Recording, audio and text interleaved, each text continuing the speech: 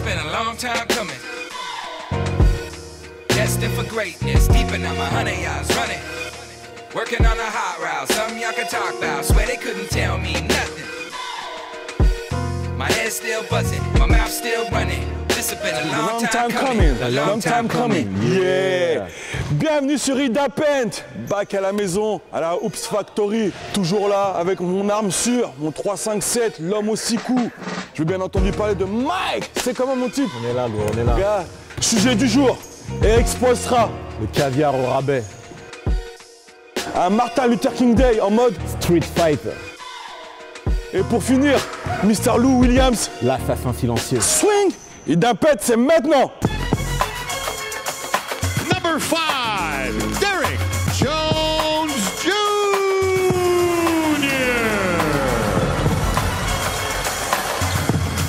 And number 7, Goran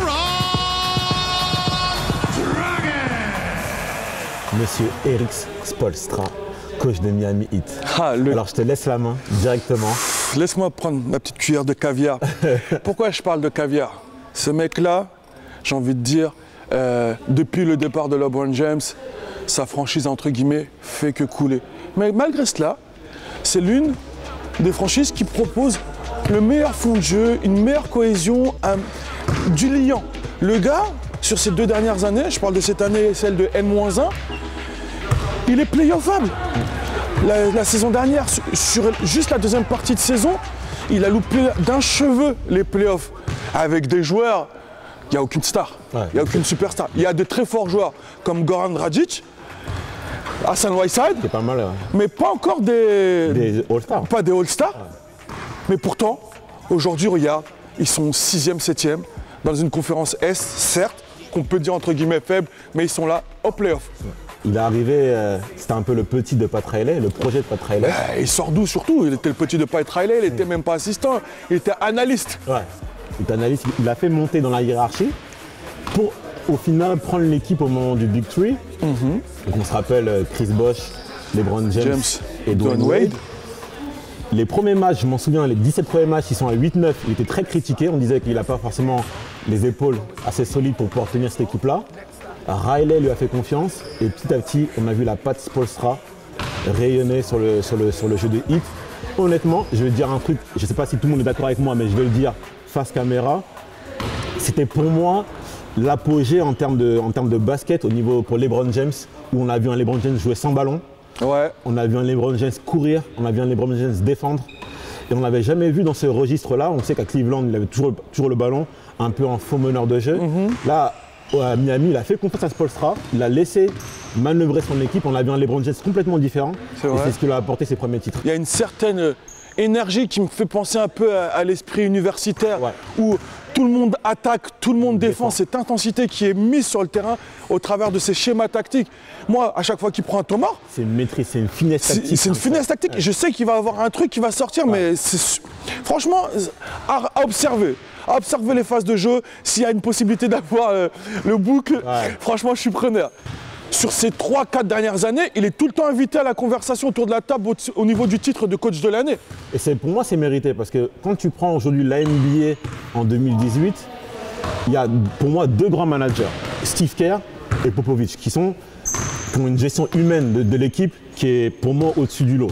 Maintenant, en termes de basket, de purement tactique, pour moi, Brad Stevens et Spoelstra, c'est les 2 meilleurs en ce moment dans le game. Parce que ce qu'ils apportent en termes de qualité, en termes de système de jeu, on parle de Spoelstra sur les fins de match, les temps morts qu'il prend en fin de match pour pouvoir faire gagner son équipe. 2 fois d'affilée, ils arrivent à gagner un match au couteau grâce au temps mort de Spoelstra. C'est pas un hasard. C'est pas un hasard du tout. C'est pas un hasard. Et on voit que ça fait longtemps qu'il fait ce genre de choses. Et c'est maintenant que son équipe est un peu moins forte qu'on lui donne le crédit qu'il mérite.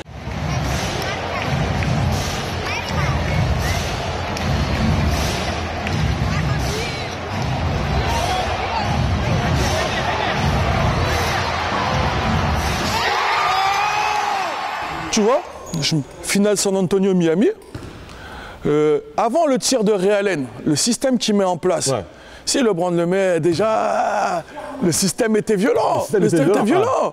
Et mine de rien, il a prévu le rebond off, parce que Voilà, les joueurs étaient placés, le système était bien exécuté. Si le tir est un peu court, il savait très bien qui pouvait aller au rebond, etc. Voilà. Et c'est vrai que Spoelstra a pour moi vraiment une longueur d'avance en termes de maîtrise tactique sur presque tous les coachs en NBA. Là maintenant c'est de plus en plus criant et c'est là maintenant qu'on peut voir que Spoelstra est invité, comme tu as dit, à la conversation pour les meilleurs coachs. Et tôt ou tard il va l'avoir. Tôt ou tard il va l'avoir, mais pour vous, est-ce que Miami est capable de faire une vraie surprise en play-off? Et surtout, est-ce que Spoelstra mérite le titre de coach de l'année? N'hésitez pas à intervenir sur la page Facebook, sur les différents profils et sur le profil Indapent. J'ai vu la dernière fois sur les 82 derniers matchs, donc ce qui équivaut à une saison, ils sont à 54-28. Oh. C'est-à-dire que c'est une des meilleures équipes de la conférence Est. Quand on sait la densité, on en a parlé la semaine dernière, quand on sait la densité de ce que peut proposer la conférence Est, tu vois. Et Miami, une équipe sans All-Star, peut proposer ce genre de niveau grâce à Spoelstra.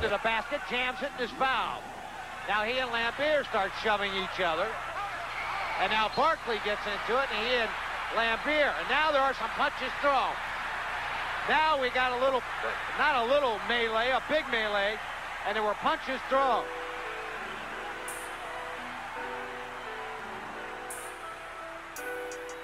Tu sais, on approche tous les aspects du jeu, mais vraiment tous.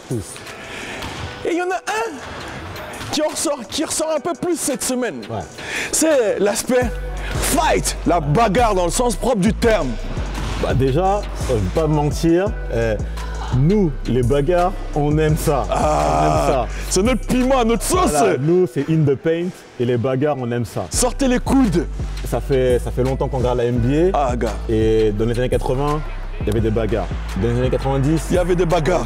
Ça a un petit peu baissé dans les années 2010. On sait que la Ligue a fait un travail. Même avant, voilà. Au travers à cause de la bagarre avec Indiana, Détroit, ils ont essayé de retravailler l'image de la NBA. La Ligue a un petit peu polissé ça. Et je trouve que cette année, ça revient. Ça revient bien même. Ça revient très très fort. C'est relevé. Il y a des nouvelles rivalités qui se font. Les Rockets et les Clippers, c'est une nouvelle rivalité. C'est ça. Tu vois, il y a le trash talk qui est revenu. Au travers des réseaux sociaux. Avec des réseaux sociaux, puis ça continue sur le terrain. On voit des mecs maintenant qui n'hésitent pas à se parler en pleine tête. Ça assume ses statuts. Ça assume les statuts. Du coup, trash talk revient à un moment donné, c'est pas seulement la bouche, c'est aussi les actes. Donc, Ball don't lie. Les mecs, ils veulent régler ça aussi sur le terrain. Et je trouve que les arbitres ont du mal à gérer toutes ces composantes-là, en termes de trash talk, en termes de coups qu'on ne voit pas forcément et qui se passent sur le terrain. Et je pense que tout ça amène des bagarres, des échauffourées. Gars, moi je reviens un peu sur ce fameux jour qui tient à cœur à tous nos frères blacks des États-Unis, de la France, du monde entier, ce fameux Martin Luther King Day. Un jour de paix où, au travers de la communication de la NBA, on essaye de reparler du côté historique, de la recherche de paix, de l'égalité. Là, je vois des patates qui sortent de partout. Ouais. Aaron Affalo, qui se bagarre au rebond, bam bam. Il sort d'une clé, pum pum pum, de patates. Il a pris une bonne clé de tête. Il a pris une bonne clé de tête, soumission un peu UFC. Ensuite, Kyle Lowry et Ben Simmons. Viens, rejoins-moi dans les couloirs. Et figure-toi qu'ils se sont rejoints dans les couloirs. Et pour finir, Prison Break façon Clippers versus Houston. Chris Paul qui a tatoué les plans du Staples Center dans son dos pour prendre des chemins secrets pour aller dans le vestiaire des Clips. J'ai envie de te dire que, en fin de compte, le vestiaire des Clippers n'était pas si serein que ça durant toutes ces années. Non, pas si serein. Et justement, le fait qu'il y ait beaucoup de transferts entre les deux équipes, Beverly qui arrive aux Clippers, Chris Paul qui part aux Rockets, etc., etc. Bamouté qui part aussi d'un côté, ça repart de l'autre. Lou Williams qui part aux Clippers. Il y a beaucoup d'interactions. On sait que DeAndre Jordan veut aller aux Rockets. Donc il y a beaucoup d'échanges entre les deux équipes. Et à un moment donné, les secrets, c'est des lits. Et on sait qui est qui fait quoi. On sait qu'Austin Rivers, c'est pas un mec très aimé. À un moment donné, les mecs, ils veulent lui faire payer. Et même s'il est blessé, ils en ont rien à faire. Tôt ou tard, à un moment donné, on va te faire payer. Ça, c'est sûr. Rentrer dans le vestiaire. Ah, mais c'est ce qui s'est passé. Et à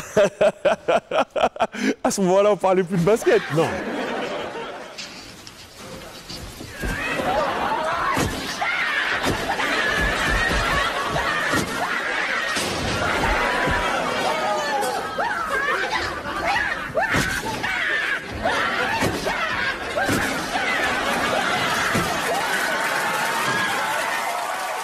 Je voudrais savoir un petit peu les mecs contre qui il ne faut pas se taper en NBA.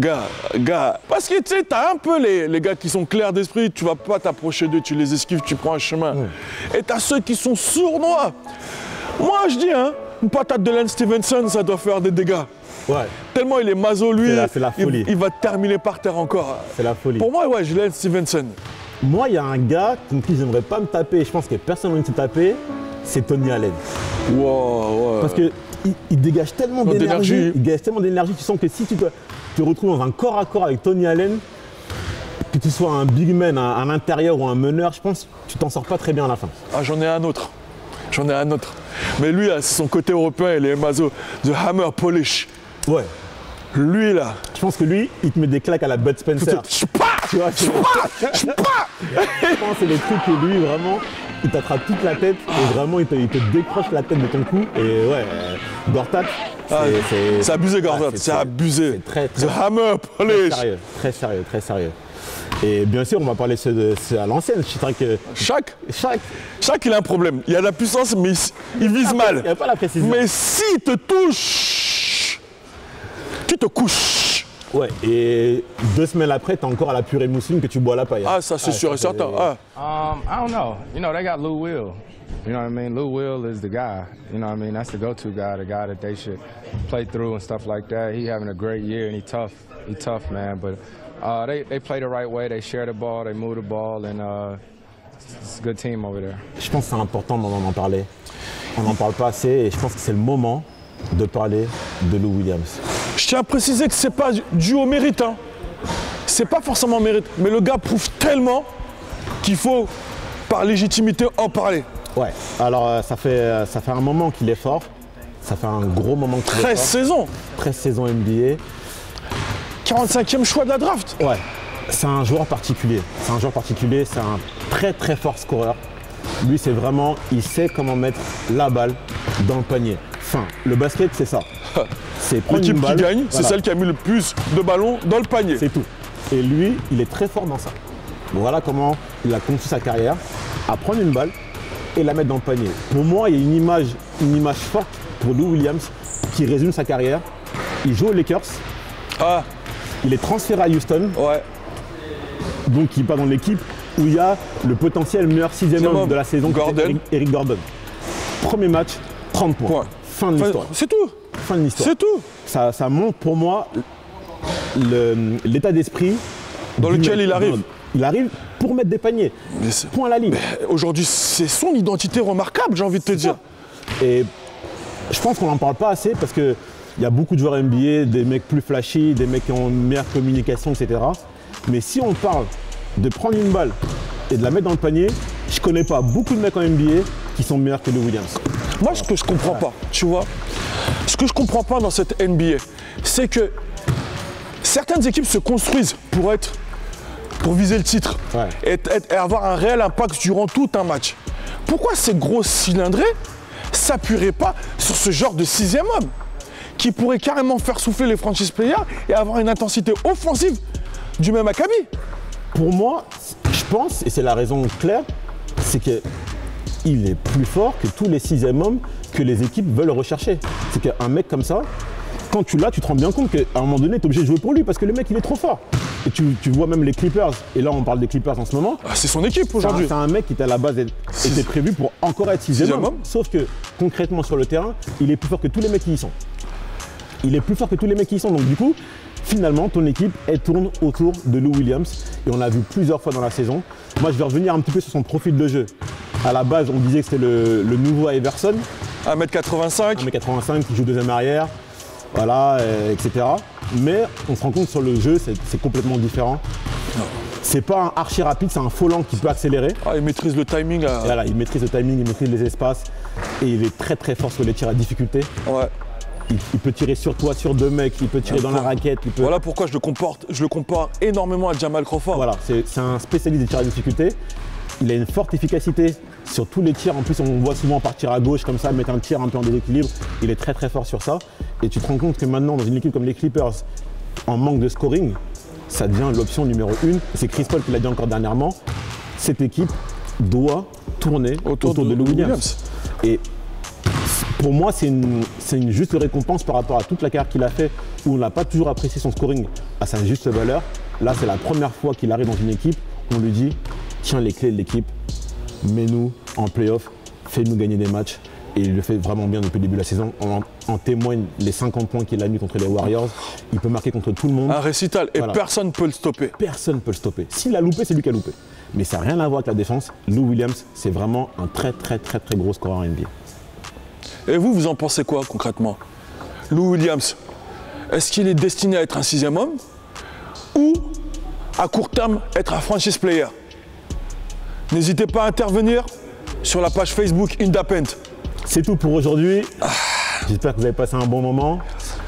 Retrouvez-nous sur le Facebook Indapent, sur le YouTube Indapent et sur le site indapentprod.com. On vous dit à bientôt et passez une bonne semaine dans la raquette. It's been a long time coming. Destined for greatness, keeping on my 100 yards running. Working on a hot route, something y'all can talk about. Swear they couldn't tell me nothing. My head's still buzzing, my mouth still running. This has been a long time coming, yeah.